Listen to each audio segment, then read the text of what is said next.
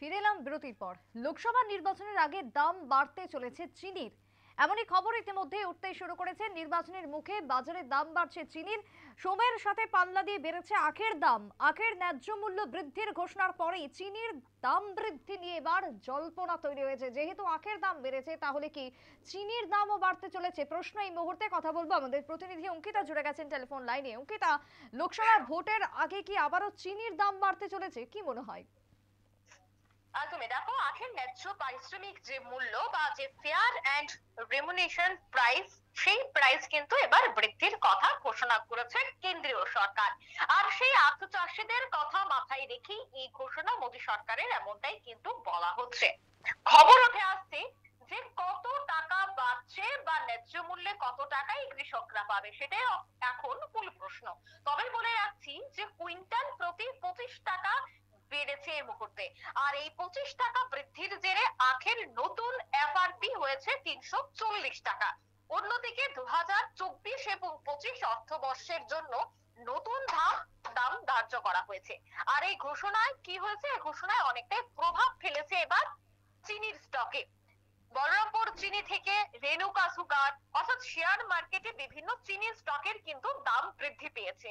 চিনির স্টকে এই মুহূর্তে একটা হ্রাস দেখা দিচ্ছে। ধীরে ধীরে চিনি অনেকটাই কমতে যাচ্ছে। আর গোটা বিষয়ে এবার চিনির দাম বাড়বে, কেননা আমরা জানি যে যখনই স্টক বা বাজারে কোনো জিনিসের স্টকটা কমে যায়, সেক্ষেত্রে দাম বাড়া একটা স্বাভাবিক ব্যাপার। এই ক্ষেত্রে হঠাৎই যখন চিনির স্টক কিছুটা হ্রাস পেয়েছে, সেক্ষেত্রে দাম পরবর্তীতে বাড়বে, এমনটাই কিন্তু আশঙ্কা করা হচ্ছে। বিশেষ করে যে বলরামপুর চিনি, যে চিনি খুবই বিখ্যাত, আর সেই চিনির বাজারে কিন্তু অত্যন্ত একটা বড় অংশ, আর সেই বড় অংশ এবার প্রভাব পড়েছে বলে খবর। বিশেষ করে জানা গেছে যে বৃহস্পতিবার বাজার খোলার পর, বা যেহেতু শনিবারেও দেখা গেছে বাজার খোলার পর বলরামপুর চিনির শেয়ারের দর প্রায় 775 টাকা থেকে কমে এখন হয়েছে 772 টাকা। অন্যদিকে রেনুকা সুগারের দরও কমে হয়েছে 47.8 টাকা। বুধবারের তুলনায় 3% কমেছে, এমনটাই খবর। তবে শুধু এই দুটি শেয়ারই নয়, এবার Dwarikesh sugar, Rana sugar, Dalmia Bharat, Triveni engineering and industries, KCP sugar, Mawana সুগারের মতো একাধিক শেয়ারের দর পড়েছে।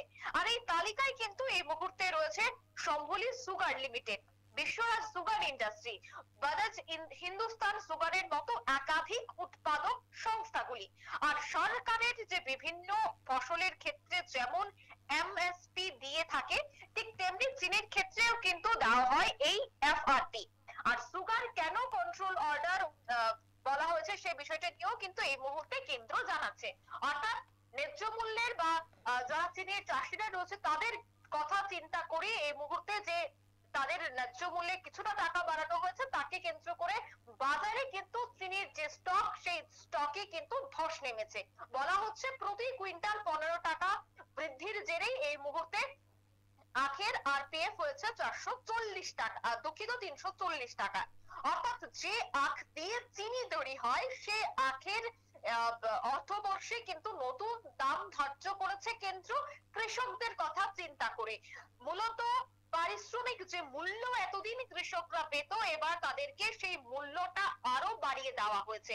অঙ্কিতা, এই যেহেতু এই আখের তোমার দাম বৃদ্ধি, অন্যদিকে চিনির দামও খুব স্বাভাবিকভাবে বৃদ্ধি পাচ্ছে, সেই জায়গাতে দাঁড়িয়ে বা দেশের মধ্যে এই দাম বৃদ্ধিকে কেন্দ্র করে বাইরে থেকে আমদানির ব্যাপারে কি কিছু ভেবেছে এই মুহূর্তে কেন্দ্র? দেখো, বিশেষত কিন্তু চিনি ভারতেই যথেষ্ট পরিমাণে স্টক থাকে, বা ভারতের বাজারে যে পরিমাণে চিনি থাকে, বিদেশ থেকে আর আনতে হয় না তেমন ভাবে। সেক্ষেত্রে ইতিমধ্যে যেহেতু চিনির স্টকে অনেকটাই ভাটা পড়েছে, শেয়ার মার্কেটে চিনির একটা ধস নেমেছে, সেক্ষেত্রে কিন্তু এই মুহূর্তে ভারত সরকার সেই বিষয়টা নিয়ে অবশ্যই চিন্তা করবে। কেননা সামনেই রয়েছে লোকসভা ভোট, আর তারই আগে যদি চিনি দাম বেড়ে যায়, তবে কিন্তু সেক্ষেত্রে একটা প্রভাব পড়বে। কেননা চিনি প্রত্যেকের ঘরে থাকে, সেটা একটা প্রতিনিয়ত দ্রব্যমূল্যের করলে প্রতিনিয়ত একটা ব্যবহারিক জিনিস, প্রতিনিয়ত মানুষ চিনি দিয়ে বিভিন্ন জিনিস তৈরি করে থাকে, মিষ্টি থেকে শুরু করে চা, একেবারে সকাল থেকে রাত পর্যন্ত চিনি কিন্তু একটা গুরুত্বপূর্ণ রান্নাঘরে। আর সেই রান্নাঘরে যদি এবার চিনির দাম বাড়ে সেক্ষেত্রে কিন্তু একটা বড়সড় প্রভাব ফেলবে লোকসভায়। তাই ইতিমধ্যে কেন্দ্র বিষয়টা নিয়ে কি চিন্তা করে বিদেশ থেকে আনবে, নাকি এবার চিনির স্টকে কিভাবে চিনির যে এই মুহূর্তে হ্রাস পেয়েছে তাকে নিয়ে কি করা দরকার সেই বিষয়টা অঙ্কিতা, সেই জায়গায় কৃষকদের কথা মাথায় রেখে কৃষকদের প্রতি ভাবনা চিন্তা করতে গিয়ে সাধারণ মধ্যবিত্তের তো পকেট কাটছে, সেই জায়গাতে দাঁড়িয়ে এবার এই পরিস্থিতিতে কিভাবে সামাল দেবে কেন্দ্র? উভয়ের যাতে লাভবান হয়, কোথাও যাতে কোনো সমস্যা তৈরি না হয়, কি ভাবছে? দেখো, কৃষক আন্দোলন আমরা দেখছি ইতিমধ্যেই জোরদার। দিল্লি, পাঞ্জাব, হরিয়ানা সহ বিভিন্ন জায়গায় কিন্তু কৃষকরা তাদের আন্দোলন করছে। সেক্ষেত্রে এই মুহূর্তে কৃষকদের একটা খুশি করার জন্য কেন্দ্র বিভিন্ন পন্থা অবলম্বন করছে, এমনটাই মনে করছে রাজনৈতিক মহল। আর তাকে কেন্দ্র করে ইতিমধ্যেই এই সিদ্ধান্ত মনে করা হচ্ছে যে কৃষকদের যে পারিশ্রমিক মূল্য, সেই পারিশ্রমিক মূল্য বৃদ্ধি করলে কৃষককুল কিছুটা খুশি হবে। হ্যাঁ, কিন্তু সেটা এখন প্রশ্ন উঠছে যে কৃষকদের সুবিধার্থে এবার কি সাধারণ মানুষের পকেটে ছেকা লাগবে, সেটাই এখন বড়সড় প্রশ্ন। এখন দেখার বিষয় যে কেন্দ্রীয় সরকার কি করে, কেননা সাধারণ মানুষ তো প্রতিনিয়ত চিনি কিনে থাকে এবং লোকসভা তার একটা বড় প্রভাব পড়তে পারে। তাই গোটা বিষয়ে অবশ্যই কেন্দ্রীয় সরকার কি পদক্ষেপ গ্রহণ করে তার দিকে আমাদের নজর থাকবে। সুপ্রীতি, ধন্যবাদ অঙ্কিতা। কথা বলছিলাম আমাদের প্রতিনিধি অঙ্কিতা বর্ধনের সঙ্গে। তবে চিনির দামকে বাড়াকে কেন্দ্র করে স্বাভাবিকভাবে একটা উদ্বেগ এবং জল্পনা ছড়িয়েছে আরো একবার বিভিন্ন মহলে। লোকসভা ভোটের আগে দাম বৃদ্ধি অনেকটাই প্রভাব ফেলতে পারে ভোট বাক্সে, এমনটাই মনে করছে মধ্যবিত্ত। ছোট্ট বিরতির পর ফিরছি, সঙ্গে থাকুন।